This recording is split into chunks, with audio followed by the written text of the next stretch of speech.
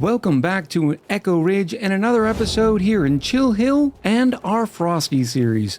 Today's episode is going to be all about expanding the number of dupes we have, expanding the amount of critters, and hopefully expanding the types of critters as well.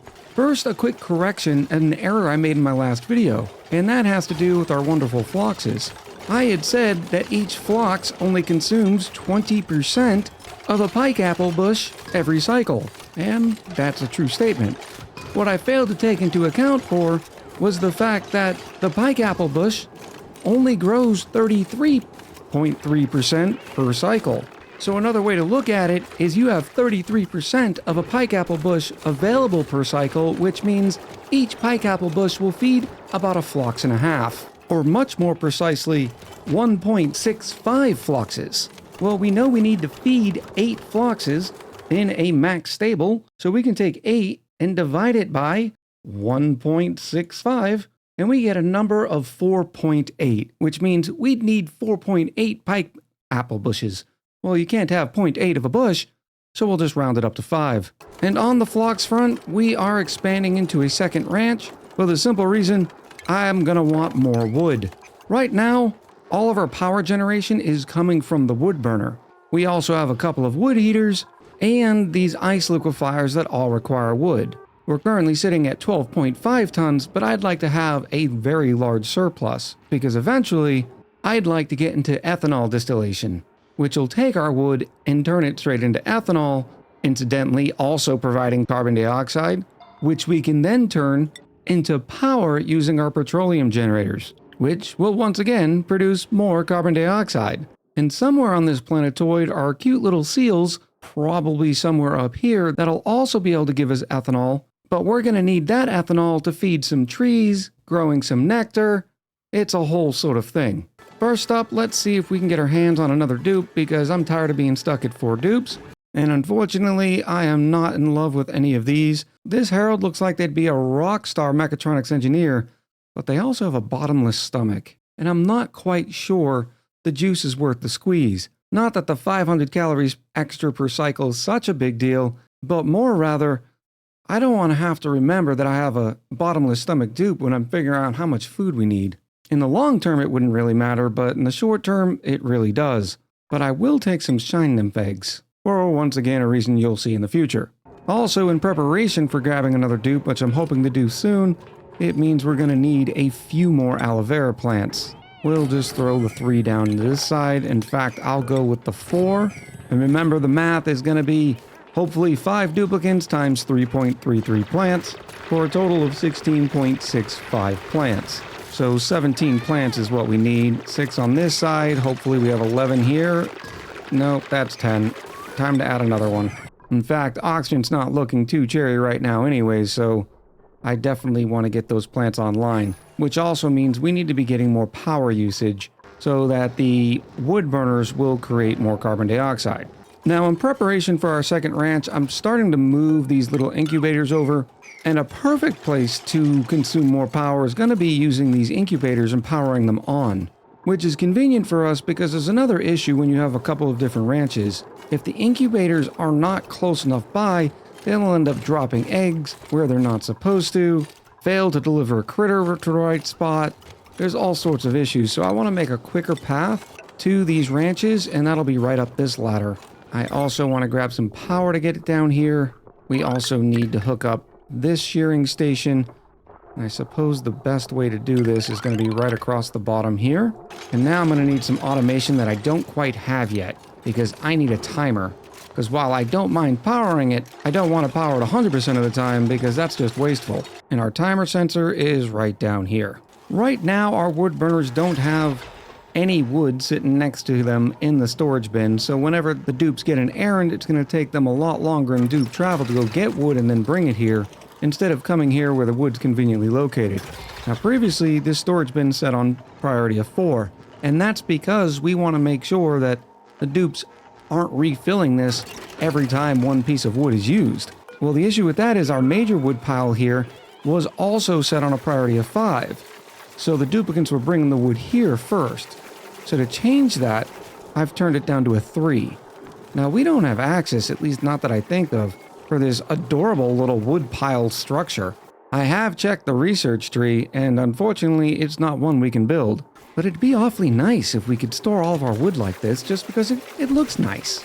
Another thing we can do to increase our dupe labor output is making sure we're staying on top of our skills. It looks like Freya's ready for another drop. We'll put her into crop tending.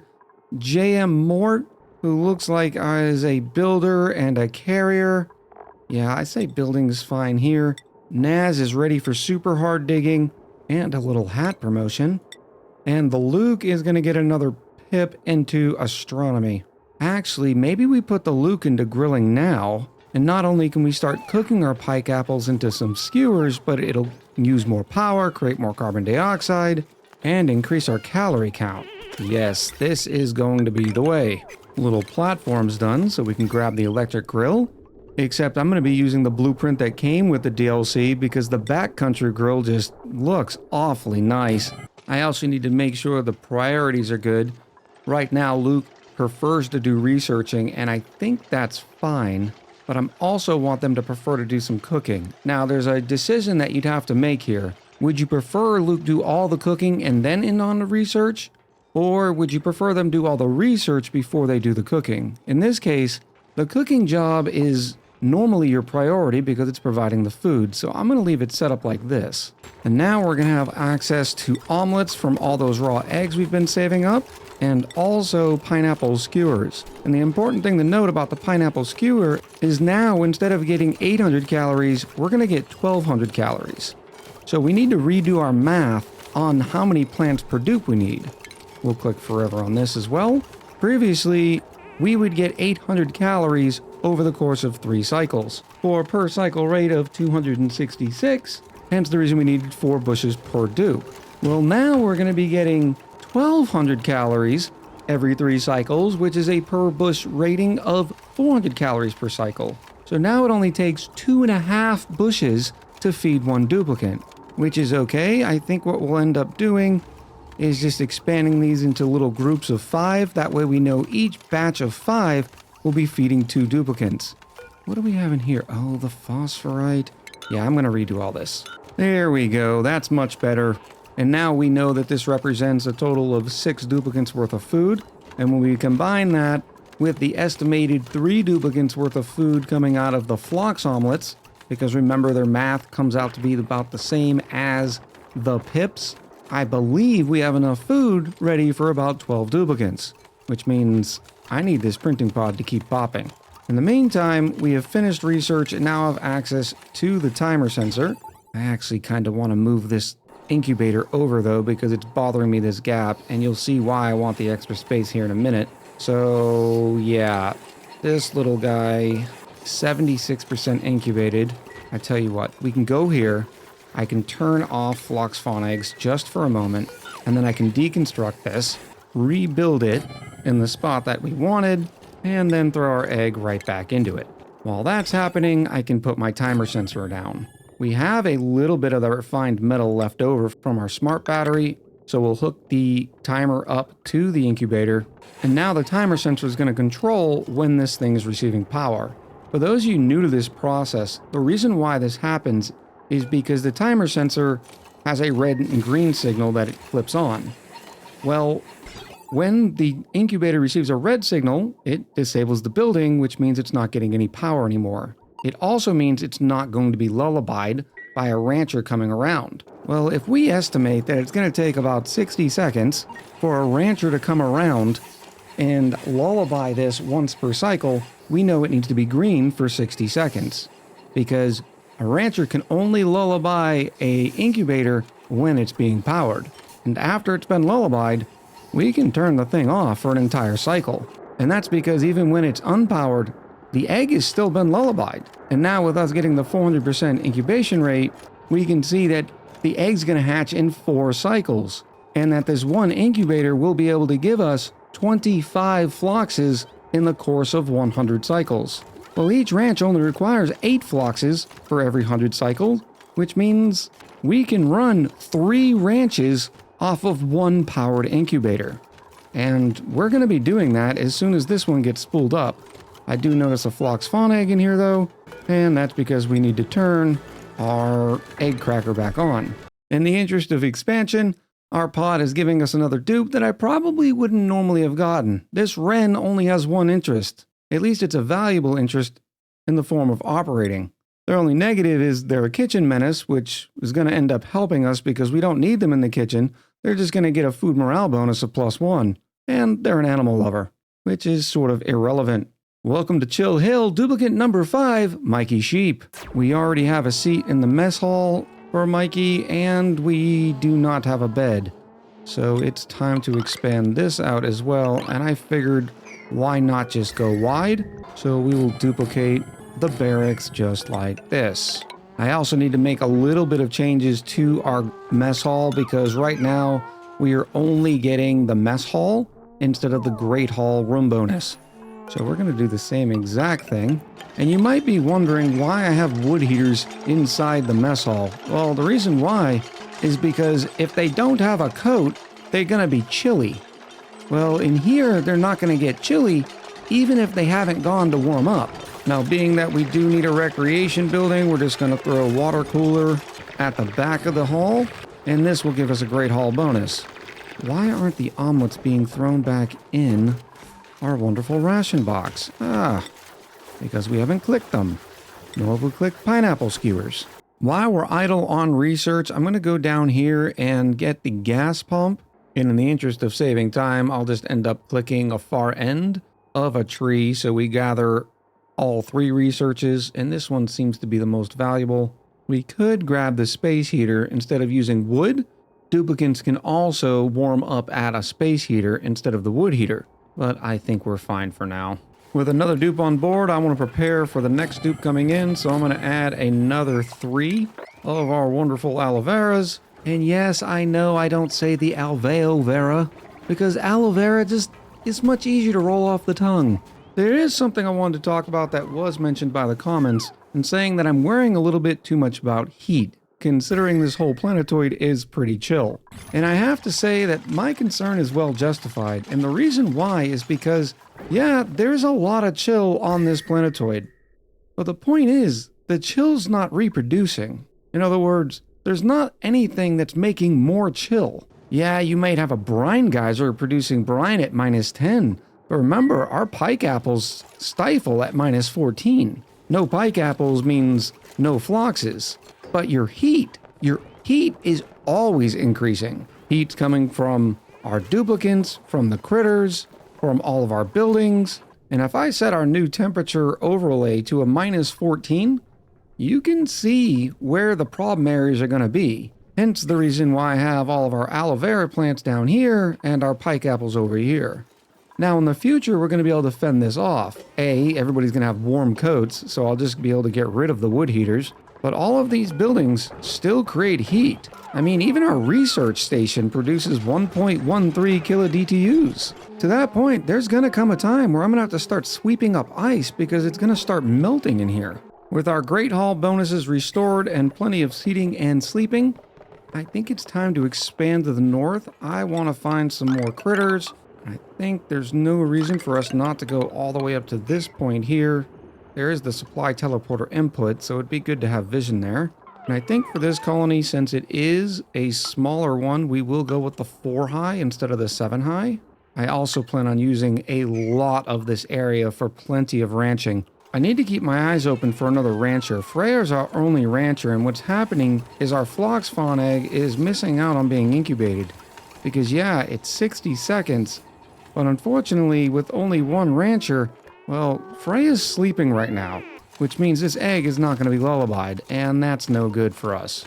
With our carbon dioxide doing well, I think it's time to expand even more because, well, I want more duplicants. 6 duplicants times 3.33 plants is a total of 19.98, so 20 if we didn't want any flex. And we do want some flex because, for instance, this plant is sitting here not being harvested, which means the 3.33 plants per duplicant is actually a little higher when they're not being harvested on time.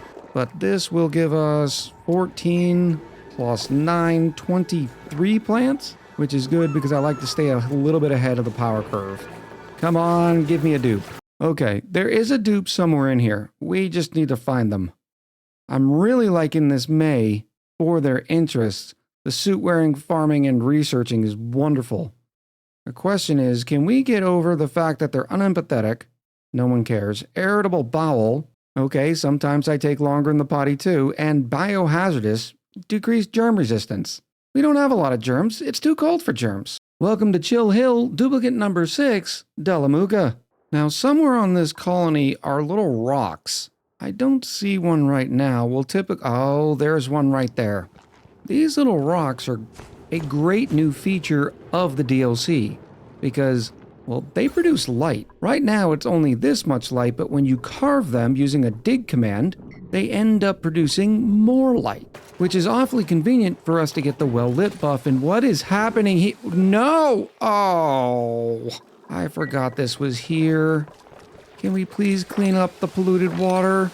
Oh, this is wonderful. On top of the polluted water, we have a bunch of snow falling from this dig command here. That should be the last of the snow, but I suppose there's another few pieces here. We'll have to keep an eye on that. But as I was saying before, the polluted water got dribbled everywhere. It does help give us the well-lit buff for each station, which will save us a little power. After doing some discovery, though, it does not help us get the laboratory buff, which is what we're going to be shooting for now. I'll throw some snow tiles here, and sure, we'll do one here. That way I can get the supercomputer out of here, and we'll also use a ceiling light. I like the lab flask, and this one light will be enough to give us not only the well-lit buff, but also the laboratory bonus, which also increases the research speed. And to make this process even more efficient, we like to put some automation on the ceiling light, and that way it doesn't stay always on. So we're going to use a duplicate motion sensor, so we're not always paying that 10-watt cost. So we just tie that duplicate motion sensor in like that. Actually, the point of interest tile for the research station is on the left side here. So I need to move the motion sensor over to the right. That way both buildings are hit. And then we'll connect it with some automation, and that should be good, except for one more point. We want this to be a laboratory, and this wheel is an industrial machine. And the overseers at Clay say there can be no industrial machines inside your laboratory. For all you scientists out there who work in laboratories, tell me there's not an industrial machine somewhere in your lab. I know there is. Of course, we don't really need this wheel too much anyway, so we'll just get rid of it. And now I can get rid of this supercomputer and recapture all of this cinnamon ore. Yes, you heard me correctly. We are now nicknaming Cinnabar ore to cinnamon ore. Get on the train. We're moving fast. Delamuga is going into improved farming. Unfortunately, they will not be able to help out with the ranching quite yet. Naz is only sitting at a 4 morale requirement, so I don't see why we can't put them into the either super duper hard digging or I suppose improved carry's probably good here. Mikey Sheep needs to be an operator because they will be a future mechatronics engineer. J.M. Mort, let's head towards improved construction. And with both schedules filled and me with a desire to add more dupes, I suppose it's time to add another schedule as well. I will also rename them for a reason we will see in just one second. Because I am notorious for forgetting to move my dupes, we're going to take all the dupes from shift 1 and move them into shift 3. And now whenever we get a new dupe, they'll slide into shift 1 so I can forget about it for a little while. Now our carbon dioxide delivery is doing great, but I think we might be able to do just a little bit better because we're going to be expanding this whole system even further down to have another row of aloe veras eventually. And carbon dioxide is notorious for sticking around in corners around your base. As you can see, we have a bunch of carbon dioxide here that's just refusing to fall because sometimes the oxalite is sitting down here instead of being delivered up here, even though this is on a priority of 6. So what we're going to do is set up a little carbon dioxide barrier. We're going to use that manual airlock that we got before. I think this will be good. And then I'll throw some tiles up here. And I'm going to add a gas pump. In fact, I'm going to make this even taller. I'm going to add a gas element sensor. Some of you know exactly where we're going. I do need a filter gate, so we're going to go back to the research, go all the way down to automation, and grab our filter gate. And that way, when the carbon dioxide gets stacked all the way up, well, we have a place where we can pump it to. So we'll just take, what are we using here? Granite, yeah, that looks good. We're going to pump it all the way down. Put one over on this side and one over on this side. And that way, when our little oxalite farm needs expanding, I can just extend these pipes and we'll have no problem getting the carbon dioxide exactly where it needs to go. And I suppose since we have power right there, instead of using a manual airlock, it'd be nice to get this door to open quicker. We're actually going to use the mechanized airlock. We're on a roll here. This Liam is a rancher and a researcher, which means they're going to level up in their ranching a lot quicker. They're also frost-proof, which is great for the chill hill. Plus, they're green thumb, so when they are not ranching and doing some farming, they're going to be perfect. Their only negative is they're a shabby dresser. Well, I'm not going to judge you. Welcome to Chill Hill, duplicate number 7, synth. Which means we also need a few more aloe veras. And they already have a seat in the Great Hall, and we still have a cot available for them. And yes, we've grabbed plenty of ranchers so far this episode, and the reason why is because not only are they having to groom each flocks, but they're also shearing them at the shearing station. And these aren't the only critters that we're going to be doing that to, so we need more ranchers. Yeah, it looks like we're pretty far behind on dupe tasks, so I'm going to wait a few minutes. Notice that we're out of power because a duplicant hasn't gone and refilled the wood burner yet. We have completed this digging, which has unveiled some of these bonbon trees, which we're going to be getting into soon. But so far, I've not seen my awesome bunny elephants yet, other than way down here, and I didn't want to dig down there. Of course, we have a bunny elephant right there. I've decided on this configuration that I'm going to move this gas pump down. I'm still getting too much oxygen in here, and it's based on where the gas element sensor versus where the gas pump draws from. And since we're gobbling all the gases that float down, it's better for the gas element sensor to be up. So that's a quick fix here. And then I'll rotate this filter gate to point the other way. And now, whenever this gas element sensor detects carbon dioxide, and the filter gate says it's been more than 30 seconds that it's detected carbon dioxide, in other words, the carbon dioxide is built all the way up, well, it'll start flowing all the way down here to our aloe vera plants. Now, this is just additional carbon dioxide because we're also still going to be getting carbon dioxide from in and around our base. But this will help keep the waiting for the carbon dioxide down to a minimum, and we'll be able to inject it directly into the ranch. And after some more digging, we have found one of the spigot seals. Hello, little buddy. Now, the spigot seal is the little creature I told you that's going to be giving us ethanol. But they require the nectar from a bonbon tree, and the bonbon trees require snow.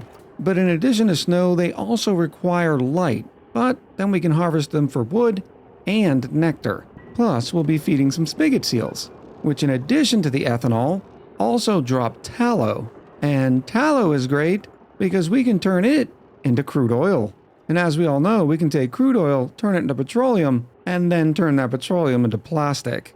We can also use tallow to use the new deep fryer. And the deep fryer allows us to make things like squash fries, nosh noms, fish tacos, and shellfish tempura. So I'm very excited about working with these spigot seals. Oh, there's another seal and another one up here. But for today, I think the objective is going to be the Bammoth, and maybe next episode we'll get into the seals. First thing we have to figure out is where we're actually going to put the Bammoths. Now, the Bammoths ranch is going to be a little different than what we're used to, and the reason why is because they're so big. And it's not necessarily that they're difficult, it's just they take a lot of space. Not only do they require 16 cells of space for each critter, which means a full stable is only 6 Bammoths to begin with, but they also consume 44% of a squash plant per cycle. And if we take a look at the plum squash plant, well, it takes 9 cycles for it to grow, which means it's only growing 11.11% per cycle. So each Bammoth requires 4 plants. But for this, we're going to be getting 5 kilos worth of reed fiber every 10 cycles by shearing their coats, access to the Bammoth patty, which is going to give us the renewable resource of phosphorite and some clay. And if you remember, all of our pike apples are requiring phosphorite, so that'll shore up that deficiency. But even crazier is the amount of meat they drop when they die. 22,400 calories. Now granted, they live for 200 cycles, but that's still a lot of meat. So I think we have some extra room over here next to the backcountry grill. So I think this will be a nice ranch right here. And this place is definitely going to need a shearing station. We'll also, of course, need the drop-off and another rustic grooming station. Plus, we know each Bammoth is going to require 4 of the plum plants. And one of my favorite new features of the DLC is the fact that just like the Phloxes, the Bammoths, well, they can eat out of the planter boxes. We'll go with a different color this time. 1, 2, 3, 4. 1, 2, 3, 4. So this one ranch will be enough for 2 Bammoths. If we made it a little bigger, we might be able to get another Bammoth in. All right, let's try moving this over. There we go. Now we have enough for 3 Bammoths, and we have plenty of space. Each Bammoth requires 16 tiles worth of space, so 32 is good enough for 2, which means 48 is good enough for 3. But right now, we only have access to 1 plum squash plant. We will dig it up and then start planting it. Now, the plum squashes, they require ethanol, 15 kilos per cycle. And right now, we don't have any. In fact, the only source of ethanol we have right now is down here. So if we're going to pump that, we might as well, instead of using our wonderful planter boxes, use the hydroponic farms. I didn't want to use these. They require metal ores, and they get rid of more of our wonderful natural tiles, but we got to do what we got to do. In the interest of conserving our carbon dioxide spread, I think we're going to put a door here and a couple of tiles. So the carbon dioxide is more likely to stay here, and we've got another entombed aloe vera. And this way we'll be able to dig down and set up a pump and all that. In the meantime, I can also carve this out. And once it is, we're left with the carved lumen quartz, which, as you can see in comparison to its uncarved, puts out a lot more light. So now we can move this. And I think the perfect place to move it is right in front of the grill so that our cook gets the well-lit buff. I went to go grab the liquid pump from our build menu and realized we haven't even researched it yet. So I think we'll grab it. And since we're here, we might as well go all the way to sanitation and get ready for bathroom usage. And there it is, the lit workspace the Luke is getting because of the little quartz here. One of my concerns with the colonies, we're already down to 5.8 tons of wood. But we don't have both ranches of the Phloxes up yet, so I'm sure we're going to get a lot more wood once this is populated as well, which had me checking the incubator, and I noticed it was on a priority of 5, which is none of the buenos. So I turned it to 6, which means Freya's much more likely to get that errand over just doing normal ranching errands, because the shearing stations and the grooming stations are all set on priority of 5. So that should help us out. Plus, we wanted to make sure the priority is higher than the egg cracker so that the incubator was guaranteed to be full. So that was a glove save and a beauty. We're digging down into this ethanol pit. Our liquid pump is done, but while we're here, I want to make another pit. And that's because I don't really have any way to deal with all the polluted water quite yet. So I'm just going to sort of make a pit like this, have a ladder going down, that way we can get back up. And this is nice and cold. So until it warms up, which it's definitely going to because we have a saltwater geyser here erupting at 95°C. Granted, it will be stifled here soon, but in the meantime, it's not great news. But we can now take a bottle emptier, put it here, and while we have only 3.7 tons of sand, I don't want that polluted oxygen spreading throughout our base, so we're going to add a couple of deodorizers to prevent all that polluted oxygen from rising. And it'll be convenient too because we need power down there for our liquid pump. And now I can just put it right over here. And lucky for us, we found yet another dupe, suit wearing, ranching, and building. Once again, I'm trying to get as many ranchers as I can because this is going to be a ranch heavy playthrough. This Travaldo also has early bird, caregiver, and their only negative is they don't like to kill critters, which is fine by me. Welcome to Chill Hill, duplicant number 8, Lily Sap. We're going to need a pipe for all this ethanol.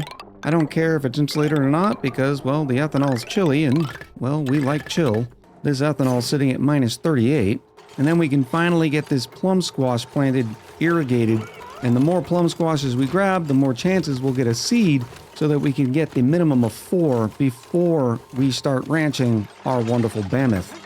Now, I can still put the Bammoth up there and grab some reed fiber, but I'm going to disable the rustic grooming station. Because if I can't feed the Bammoth and we start grooming them and they become tame, well, that means they can starve. Wild critters can't starve, but tame ones can. Fresh after being moved, we were able to shear the Bammoth, which gave us our first 5 pieces of reed fiber. In the coming episodes, we'll be making some more warm coats out of it.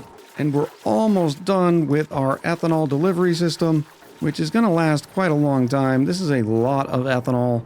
Even with 8 plum squash plants, it's only going to require 120 kilos per cycle. And with the estimated 24 tons of ethanol sitting here, that is enough for 200 cycles worth of plum squash fertilization. Plus, I have another ethanol pool I see down here. There's some more here, a little bit more here, and hopefully by then we'll eventually be in the business of turning wood into ethanol. And right over here where our wood burners are, which I hate to upset the equilibrium of our carbon dioxide and all that, but this is too juicy to ignore. There's 2 plum squashes and another Bammoth. So we will move this Bammoth with its friend.